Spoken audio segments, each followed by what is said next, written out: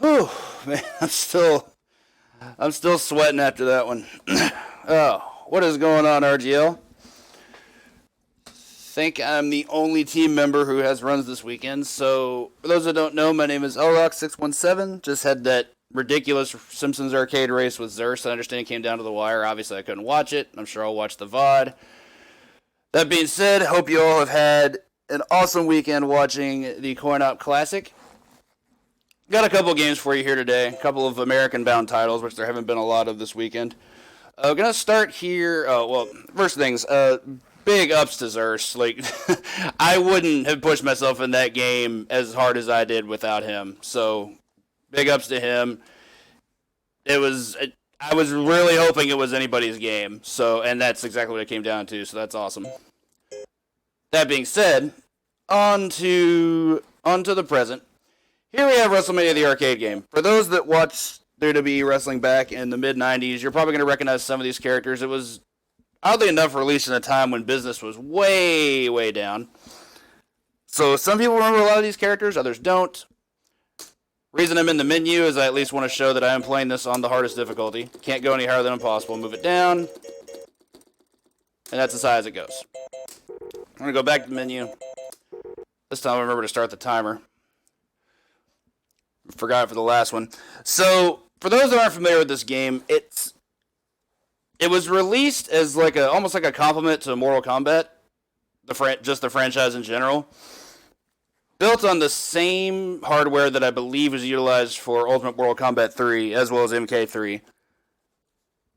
It doesn't play like a traditional fighting game. In fact, it really actually has beat-em-up style movement, which is a big part of why I like it so much. So, that being said, let's go ahead and get her started. We've got our 8 characters to pick from, but we're going to go with the obvious choice of the Mustard Taker. We're going to start on the hardest tower at 3, 2, 1, go. First of all, here's what I call him the Mustard Taker. Squirted mustard all over his hands and legs. Trying to put mustard on a sandwich, and now he's really mad. Go for this little cute setup here. Didn't get it. That's okay. So what you're going to see a lot of with Taker is a couple pieces of utility. First, you're going to see a lot of the uppercut. It looks swag as it knocks him to the heavens. And it does really, really good damage. You're also going to be seeing a lot of this 4 times choke slam because it also does an absurd amount of damage, as most quad slams in this game tend to do. Taker also just has really good normals. Like, his jab is just insane range. Like, I can just pepper Bam Bam like that for no reason. Go for the tombstone as well. This one's actually particularly good after push blocking. I won't do just yet because Bam Bam's being kind of a jerk.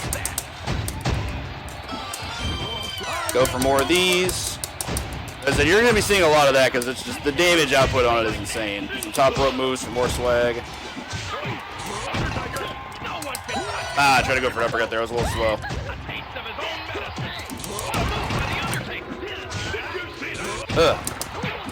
Gonna get some range here. If anybody grabs you in a head hold, you can reverse it like I just did there. He's gonna go for a Joy Buzzer, I know it. Doink will pretty much always go for Joy Buzzer if he's bouncing off the ropes. Gonna do this. I didn't get it. Okay, unfortunate. Easy to dodge, and you can be hit out of them. Let's go for a quick throw there. So, other reasons why Taker's really good, in addition to his absurd damage output. He has really good push block strings. You can just get perfect range on swinging the tombstone at him and get really good damage out of that. Leave me alone, please. Pretty good normals overall. I'm a big fan of his standing heavy punch. Saw the jab there. Standing heavy punch just has like that amount of range. Bounce off the leg. Also have this this cool setup here. I'm gonna try and go for again. Irish whip, big boot, snapmare, grab, 4 choke slams. That's about 80%. No big deal, right? Something else I've discovered recently. Undertaker has a close range normal that's basically just a knee. It has really broken hitbox properties. It can hit enemies off the ground. I'm using a lot of that lately. This cool fireball, the anti-air breath there off that dropkick, that was kind of cool. Generally, if I go for uppercut, I'll just go for a top rope move if I'm fast enough. Let's go for these to finish it. Okay, cool. So, for those that don't know, the game was supposed to have super pins for everybody, but only Undertaker got one. We're going to shove Brett in the casket for the little rip, and you can see the bad hand sticking out of Yokozuna there. Razor Ramon is in this. I think this game was recorded back in '93, and Diesel wasn't really a big deal yet. Yeah, Razor's pretty terrible. Worst character in the game, in my opinion. So we have a couple doinks. Doink's annoying for a number of reasons. He has a lot of really good high-risk, high-reward stuff, particularly the Joy Buzzer. There. One other thing I should mention that hasn't mattered yet. Rank in this game is extremely important. If you ever get a perfect, that ups the rank. So ideally we won't be getting that. Doesn't do what he wants. Okay. Finish him off there. Other things that can up rank, what's called fast victories. If you finish an entire match in under a minute, that's considered a fast victory. That also ups the rank. Don't want that. That was unfortunate. I haven't tested it too much myself, but I'm pretty sure that hip tosses, which in Taker's case is the snapmare, are supposed to be unblockable, but they tend to block them pretty often on high-level AI. Go for these. That's a really, really good setup. Once you bounce them off the ropes, you just go for the fireballs. Yeah, I'm not even going to try and stop this. Stop doing that. You have to focus here a little bit. I'm not exactly super high on health. Only bad thing about those fireballs, they don't do chip damage. Go for the knee. Okay, went for the super pin, didn't get it. Alright, so we've seen Yoko already. Luger is, in my opinion, the hardest opponent for Taker in this game. He has a lot of really, really fast attacks that are really, really good against the things that I utilize with Taker. Particularly his hip toss is really fast. And it can catch drop kicks. I even showed that as an example. Which is fine, because it means I'm not getting a perfect now. Where are you going? No. Okay, whatever. Gotta get somebody back outside the ring. You're going to see this a lot more when it comes down to the 1v3 fights. I utilize a lot of tossing them out of the ring to isolate them. Really, I thought that was going to kill him. Just give him the knee. Luger also has a really fast head hold. Another thing to be mindful of. That was insane.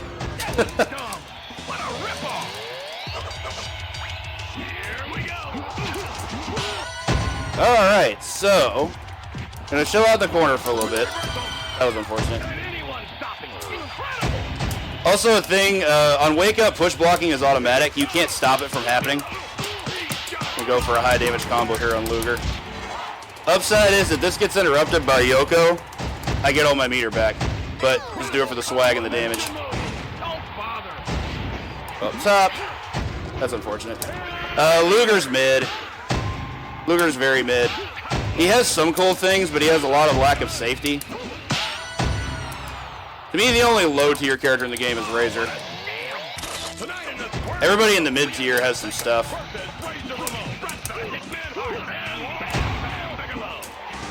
Like, he might be second worst in the game, but he's not worthless. Oh, that's unfortunate. Razor's kind of taking it to me here. Alright, so now that we're in 1v3s, as I mentioned before, this is where I'm going to strongly try and isolate them.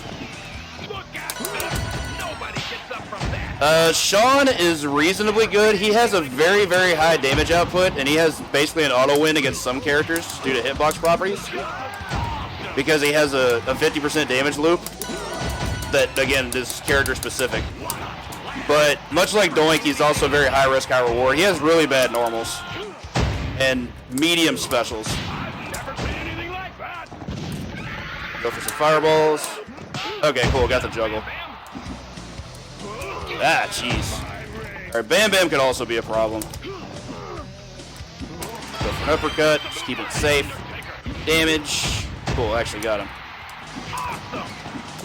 Jeez, that cross-up command grab, that was gross. Got push block, gonna go for this. Go out of the corner. That's the thing that makes Taker such a safe character for 1cc attempts. Not only is his neutral really good, his setup capability is disgusting. He does anything you do can lead into something else that's also incredibly good. He's certainly one of the best characters in the game, even like competitively. The only reason I'd argue Bam Bam or Brett over him is Undertaker doesn't really have a busted special like they do. That's unfortunate. Got Gonzo bombed. Adam Bomb was definitely rumored to be a hidden character, but it never happened. I think it was supposed to, but they never updated it past revision like 2. That was gross. Okay. Go for this because he's running. Hey, I caught it. Too bad they can reverse it. Got it for the swag, though. That can be a real problem if he's the last character left. The other thing having to do with the overall difficulty, the final opponent that you fight in a match is always going to be really, really hard, like God mode hard. So you really can't do anything unsafe. You kind of just have to keep it simple.